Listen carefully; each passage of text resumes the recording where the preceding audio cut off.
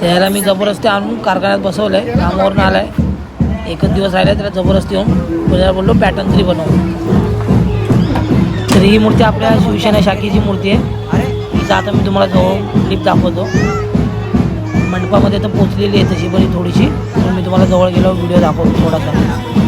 चला मग आपण भेटू या व्हिडिओमध्ये.